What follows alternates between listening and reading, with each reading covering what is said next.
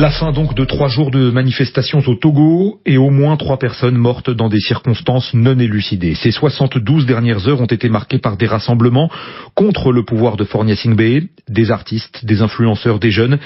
Mais les manifestations étaient jugées illégales et déjà de nombreuses critiques se font entendre sur leur brutale répression, qu'il s'agisse des vagues d'interpellations ou des accusations de recours à des nervis en plus des forces de l'ordre.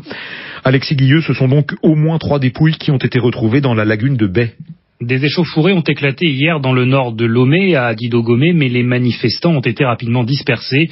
Dans l'ensemble, la capitale togolaise est donc restée calme ce samedi. Même si l'émoi est toujours présent autour de la lagune de Bay, un premier corps a été repêché vendredi soir, puis un autre hier après-midi.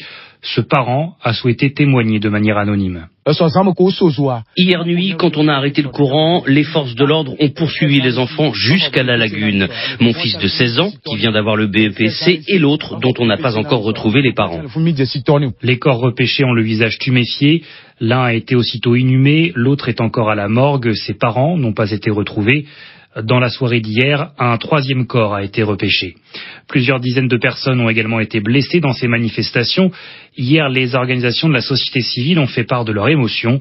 Emmanuel Sogadji est le coordinateur de l'équipe de monitoring de la Ligue togolaise des droits de l'homme. Plusieurs personnes ont été arrêtées, plusieurs blessés graves, des bastonnades, des courses-poursuites, même dans les maisons. Donc nous pensons que la manière dont les manifestations sont réprimées ne sont pas proportionnelles à la force déployée par les manifestants. La répression ne résout aucun problème, elle ne pourrait qu'envenimer la situation.